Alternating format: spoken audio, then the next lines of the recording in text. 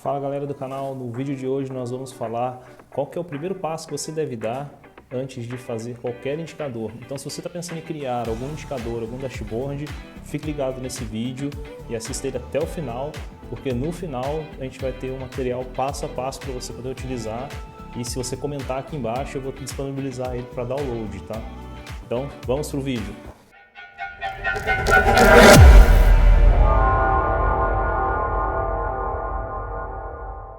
E o primeiro passo que você deve dar antes de criar qualquer indicador é definir o seu OKR. Mas calma aí que o OKR não é uma sopa de letras, tá gente?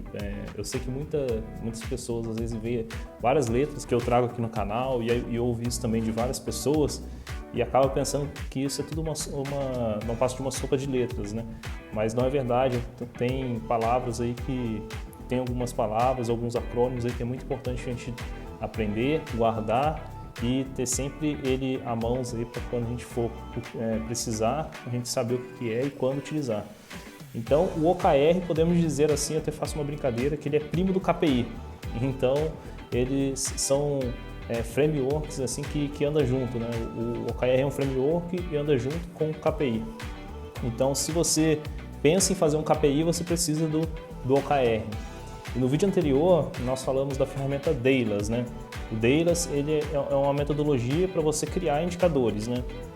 E aí, a primeira parte do Dailus, nós falamos muito de como que você vai definir os seus objetivos. Então, a primeira parte do Dailus é defina. E lá a gente falou muito de definição de objetivos, né? Então, nada melhor do que a ferramenta OKR para você definir os seus objetivos. Então, vamos aqui para a tela do computador que eu vou mostrar para vocês o que é o OKR. E lembrando que quem comentar aqui embaixo, eu vou disponibilizar esses slides que nas últimas páginas dele tem um exemplo de um OKR que eu fiz para uma empresa fictícia, tá? Então, o OKR é Objectives and Key Results, objetivos e resultados-chave. É um sistema de gestão de metas que ajuda as organizações a definirem e alcançar seus resultados mensuráveis. O OKR foi popularizado pelo Google e é amplamente utilizado em várias empresas de sucesso ao redor do mundo. Então, mas afinal de contas, o que é o OKR? O OKR é um método de análise e definição de objetivos claros e ambiciosos, juntamente com resultados-chave específicos e mensuráveis.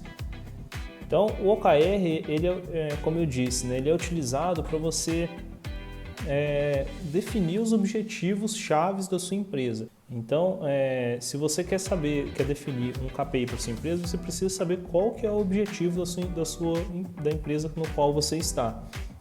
Então, como eu disse, ele é o primeiro passo antes de qualquer KPI.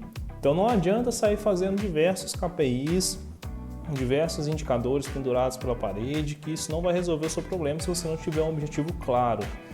E aí você tendo esse objetivo claro, você define quais serão as métricas, os KPIs. E aí depois você passa pelo desenvolvimento dos indicadores com a ferramenta Dailus. E se você não assistiu o vídeo do Dailus, eu vou deixar ele aqui em algum lugar da tela aqui do vídeo e você clica aí para poder assistir. E para que serve o OKR no final de contas, né?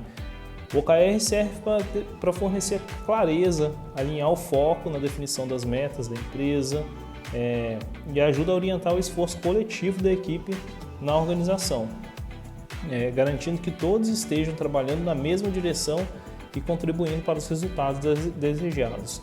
Então, o OKR ele vem sempre da alta liderança e depois pode passar para o nível mais tático e até o nível operacional, ou seja, ele pode ter também um desdobramento, desde o nível lá estratégico até o nível operacional da empresa. Tá, gente? Então aqui, como que aplicar o OKR, né? Então, como eu disse anteriormente, estabeleça objetivos ambiciosos, defina objetivos desafiadores, porém alcançáveis.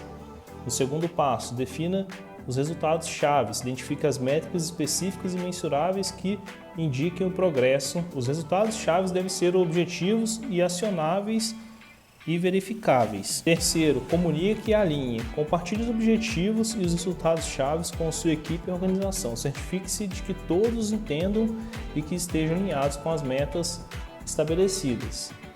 Quarto passo do OKR, acompanhe e reavalie regularmente. Ou seja, monitore o progresso do seu OKR dos resultados-chave de forma regular. realize reuniões, acompanhamento para discutir o andamento, ajustar os objetivos e identificar ações corretivas. Quinto passo, promova a transparência.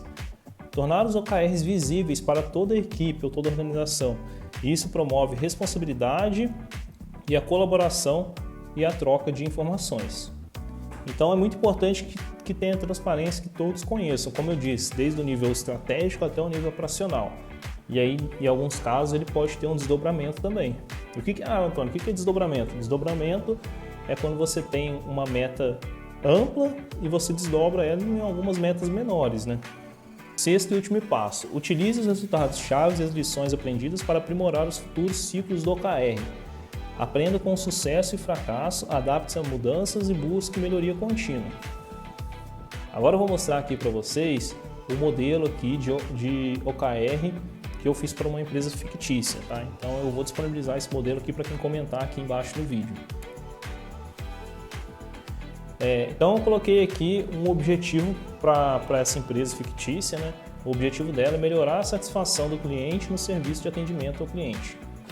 Então, para você melhorar a satisfação do cliente no serviço de atendimento, a gente foi estabelecido 3 KRs, né? Então, aumentar o índice de satisfação do cliente em 20% até o final do trimestre, medido por pesquisas de satisfação e atendimento.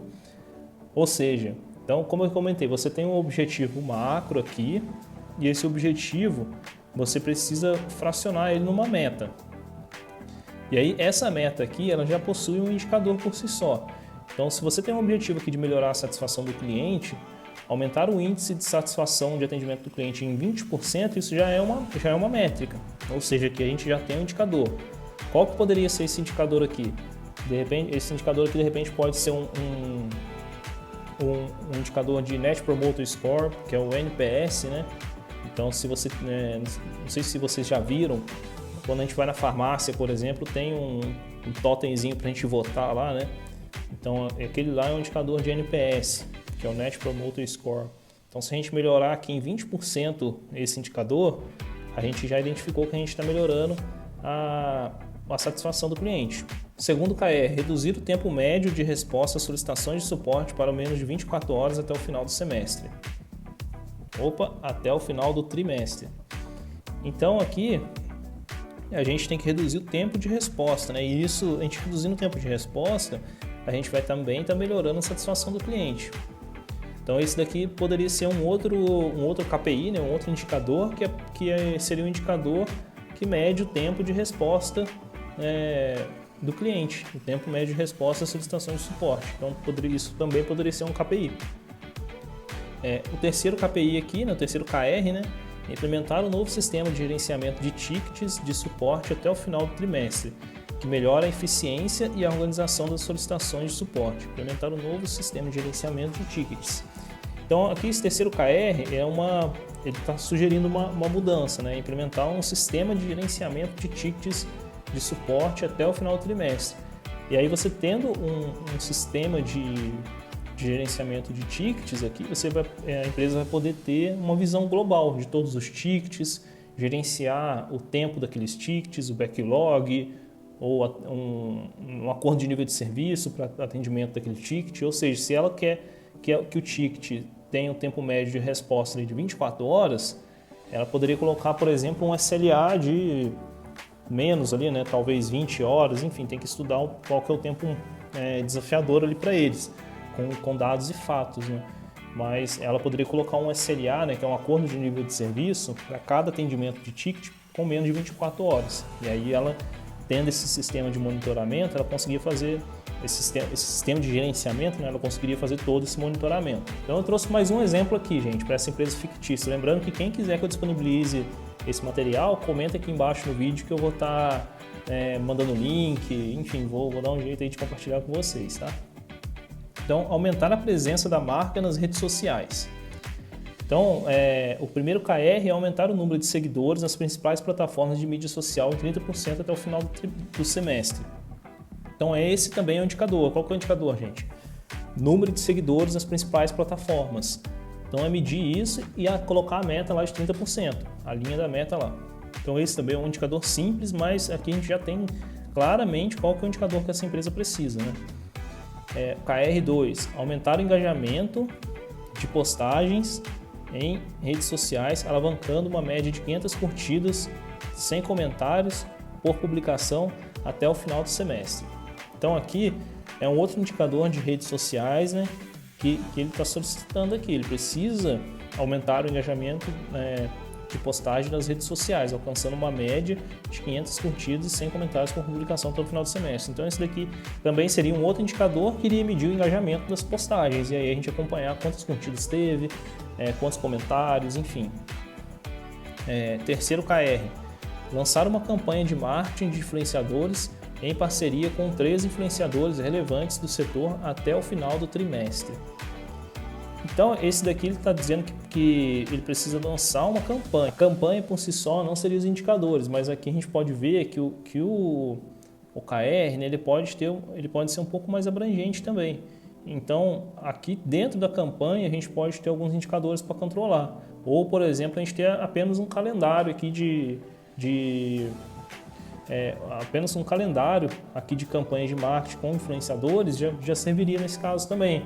Então, uma outra coisa que poderia fazer é cruzar essa campanha com os outros indicadores ali de engajamento, de seguidores, para poder entender quais influenciadores influenciaram mais no crescimento no aumento da presença da marca nas redes sociais, né? Então esse é um terceiro KR que ele não é uma métrica por si só, mas ele pode gerar umas outras formas de medir ali por trás. E aí, dessa forma, pessoal, a gente consegue então entender assim que o OKR ele é fundamental e ele é o primeiro passo para a gente poder criar qualquer indicador. Então, se você está pensando assim, poxa, eu preciso criar um indicador e não sei por onde começar, ou se você está fazendo diversos indicadores e está sentindo que eles não estão sendo muito bem utilizados, até para você mesmo, nossa, eu acho que não está sendo muito útil. Então, tente descobrir quais são os objetivos chaves da sua empresa. Se você é dono da sua empresa, né, se a empresa é própria, então crie os objetivos chaves da sua empresa para depois passar para os indicadores. E aí você tem os indicadores mais assertivos possível, tá? Então esse é o vídeo de hoje, galera. Quero agradecer aqui vocês por ter acompanhado, por estar acompanhando meu canal e por ter assistido esse vídeo. Então deixa um like aí, se inscreva no canal, comente aí com alguma coisa para eu poder saber se vocês gostaram ou não do vídeo. E quando você curte esse vídeo aqui, né, o YouTube entende que você gostou desse vídeo e compartilha para mais pessoas. Eu também quero pedir para que você se inscreva, porque eu estou nessa jornada aí de conseguir os 1000 inscritos do YouTube e eu ficarei muito feliz por você estar me ajudando. Então é isso, um abraço!